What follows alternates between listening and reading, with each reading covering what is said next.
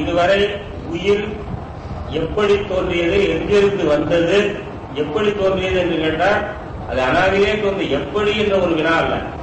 எவ்வாறு வந்தது, எவ்வாறு இது காரியப்படுகிறது, எப்படி இயங்குகிறது என்பது ஒரு சரியான கேள்வி. எப்படி தோன்றியதுன்னா அது அனாதியிலே தோன்றியது.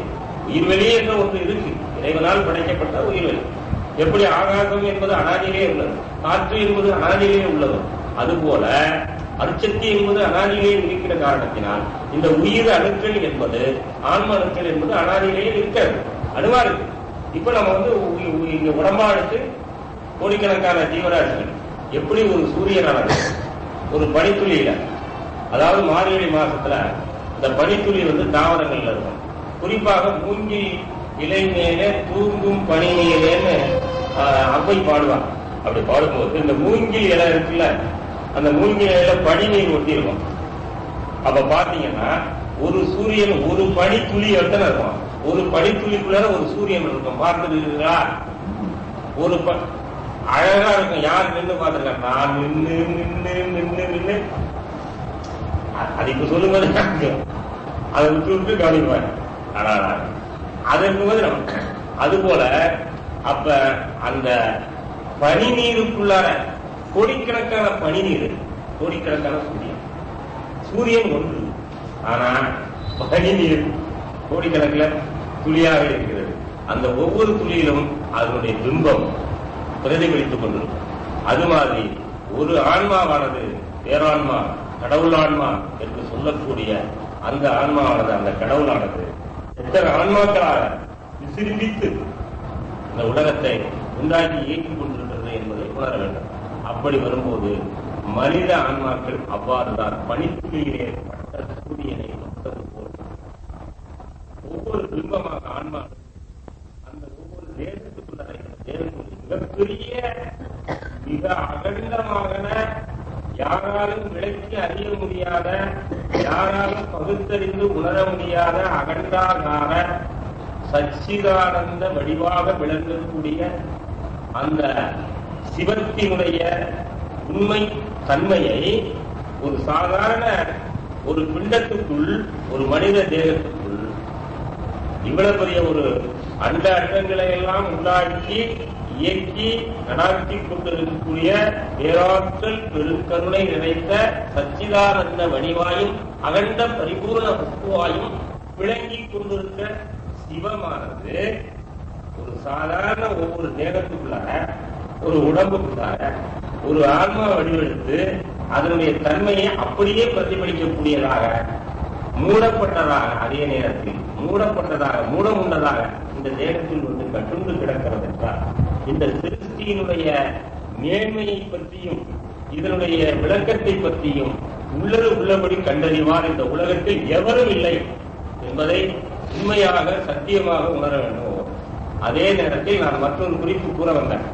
முதல்ல சொன்னேன், அனாதியிலே கடவுள் படைக்கும் பொழுது, அதாவது திருவருளானது படைக்கும் போது 6 பிறப்பையும் அனாதியிலே முதல்ல ஃபர்ஸ்ட் ஒரு ஸ்டேஜிலேயே உண்டாக்குறாருங்க. பிறகு அது மாறுபடுகிறது என்று சொன்னார். அதாவது தாவரங்களாக வர்க்கங்கள் படைக்கப்படுகிறது, விலங்குகளாக படைக்கப்படுகிறது, ஊர்வன பரப்புகிறது, பரப்பலாக படைக்கப்படுகிறது. பிறகு அது பரிணாமம் அடைகிறது என்று சொன்னார். அது மேல மனிதனாகவும் ஒரு காலத்தில் படைச்சாங்க. அதை சொல்லும் போது பெருமாள் சொல்றாரு, முட்டை முந்தியா கோழி முந்தியா என்று கேட்கும்போது விருட்சம் முந்தியா விதை முந்தியா என்று. சில காலத்தில் விதிகள் முந்தியாகவும் சில காலத்தில் விருட்சம் முந்தியாகும். விருட்சமாகவே படைச்சிருக்கிறார், சில காலத்துல விதையாக உற்பத்தி பண்ணிருக்கிறார். இது மாதிரி எல்லாம் அறிய முடியாது. நீ டோன்ட் டாக் அபௌட் இட் அப்படின்றாரு. இதை பத்தி கேட்கறதுக்கு உனக்கு உரிமை இல்லை, நான் வச்சுட்டாரு. ஆனா உண்மையான ஞானிகளுக்கு, உண்மை ஞானிகளுக்கு இது உணர்ந்து அறியக்கூடிய ஒன்றாக உள்ளது. அதனால அதாவது விதை முந்தியா விருட்ச முந்தியா, சில காலத்தில் விதை முந்தியாக உண்டாக்கப்பட்டது, சில காலத்தில் விருட்சமாக படைக்கிறது. அப்படியே மனிதன் உண்டாக்கப்பட்டார். அதுதான் முதல் சிருஷ்டின்னு சொல்றாரு. அந்த முதல் சிருஷ்டியிலிருந்து தொடங்கிதான் அநேக சிருஷ்டிகள் உண்டாக்கப்பட்டது. அது மாயனுடைய தவறலால், அநேக சிருஷ்டிகள் மாயனுடைய தவறலால் அநேக சிருஷ்டிகள் உண்டாக்கப்பட்டன.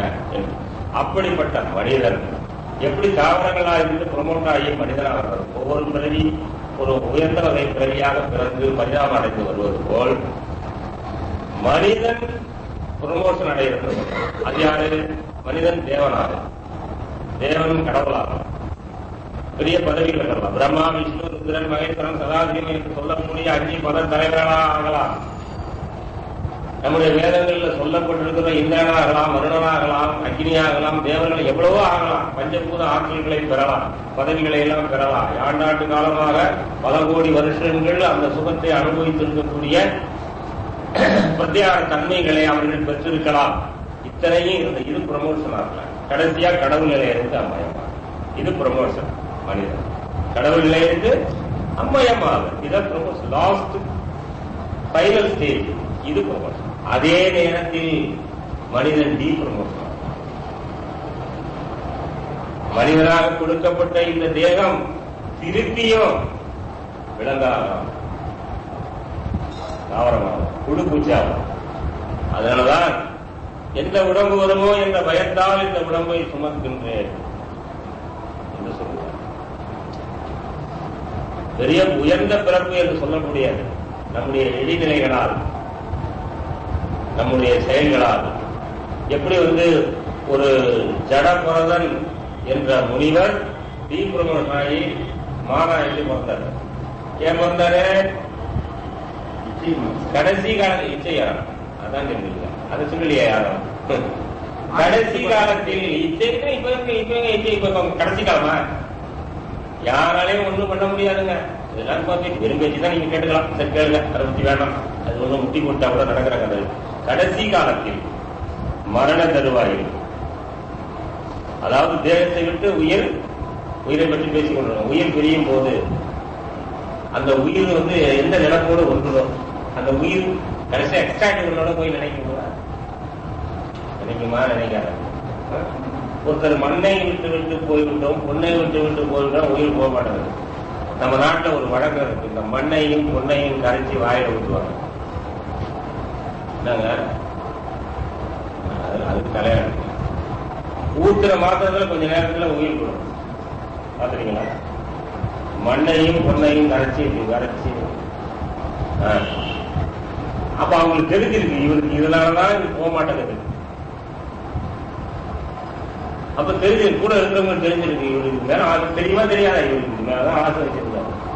அப்ப எது மேல நான் சொன்னல அந்த எக்ஸ்ட்ராக்ட் எதுல வருதோ அப்ப அதுல உயிர் ஒன்றும் போது அந்த பிறகு அப்ப டீபோரேஷன் ஆயிடும். அதனால இவ்வளவு இருக்கு, எவ்வளவு பரிமாற்றங்கள் இருப்பாங்க, இதெல்லாம் நம்ம புரிந்து கொள்ள வேண்டும். இது போன்ற நிலைகள் இருக்கிறது. அதே நேரத்தில் இந்த ஒரு குறிப்பு, ஒரு விசித்திரமான குறிப்பு சொல்றேன். எத்தனை சுழற்சி இருப்பாங்க இதுல? எத்தனை சுழற்சி நீங்க சொல்லுங்க வாங்க. இது வரைக்கும் பேச்சை வாங்கி ஊற்றி கவனித்த நீங்களே இந்த சுழற்சி முறை, பிறப்பினுடைய சுழற்சி முறையில எத்தனை விளக்கம் நினைக்கும் அப்புறமா சொல்லுங்க. அதே நேரத்தில் இப்போ ஒரு புதுசா சொல்றேன். மனித பிறப்பு எடுத்தோம், உள்ளே டீப்ரமோஷன். மனிதனாக பிறந்து தாவரங்களா விலங்குகளா கீழே டீப்ரமோஷன். இன்னொன்று, மனிதனாக பிறந்து மனித தேகமே பெறுவான், மனித உடம்பு பெறுவான். ஆனா குணத்தால் விலங்காக இருப்பான், தாவரமாக இருப்பான், நீர் வாழ்வனமாக இருப்பான், புலியாக இருப்பான், சிங்கமாக இருப்பான், முதலையாக இருப்பான், சுறாவாக இருப்பான் என்று பெருமான் பிரிக்கிறார். உருவத்தால் மனிதராக இருப்பான், உள்ளத்தால் குணத்தால் விலங்காகவும் தாவராதிகளாகவும் இருப்பான். இதே இங்க இது மாதிரி ஒரு சுழற்சி நிலை இங்க உண்டு. ஆனா தேகம் மனிதனா கிடைக்கும். ஆனா தேகத்திலேயே ஒரு சுழற்சி, இந்த மனித தேகத்திலே ஒரு சுழற்சி இருக்கு. அது ரொம்ப ரொம்ப கீழான நிலை கொண்டு. அதுதான் சொல்லுவேன், தாவரமா பிறந்தாலும் பிறக்கலாம் ஈசா. ஆனா என தகுதியற்ற தன்மைக்கு, மனித தேகம் கொடுத்து தகுதியற்ற தன்மைக்கு என்னை தள்ளிவிட்டார் என்று பெரியோர்கள் கேட்டார். நீங்கள் பார்த்து ஏந்திருக்கிறீங்களா? அப்போ சுவாமி கேட்டிருக்கீங்களா? அந்த குறிப்பு இதுவரைக்கும் யாரும் வரல. மனிதனா பிறந்தா ஆனா கீழான தன்மைக்கு போயிடக்கூடாது. இதைத்தான் பெருமான் ஜீவகாருண்ய ஒழுக்கத்தில் பெருமான் குறிப்பிடுகிறார். இந்த தன்மை ஜீவகாருண்ய ஒழுக்கத்தில் இது யாரும் கண்டுகொள்ள முடியாது. அதனால்தான் முன்தேகத்தில் ஜீவகாருண்ய ஒழுக்கத்தை விரும்பாமல் கடின சித்தர்களாக இருந்தவர்கள் அனைவரும் அவரவர் கடின செய்திக்கு தக்கபடி சிலர் ஆரண்யவாசிகளாகவும், சிலர் காட்டுவாசிகளாகவும், சிலர் கொடிய விலங்குகளாகவும், சிலர் கடின ஜந்துக்களாகவும், சிலர் சுறா, திமிங்கலம் போன்ற நீர்வாழ்வாகவும், சிலர் எட்டி கழிவு முதலிய அசுத்த தாவரங்களாகவும், சிலர் விஷ ஜந்துக்களாகவும், காக்கை, கழுகு முதலிய பட்சி சண்டாளங்களாகவும் பிறந்திருக்கிறார்கள்.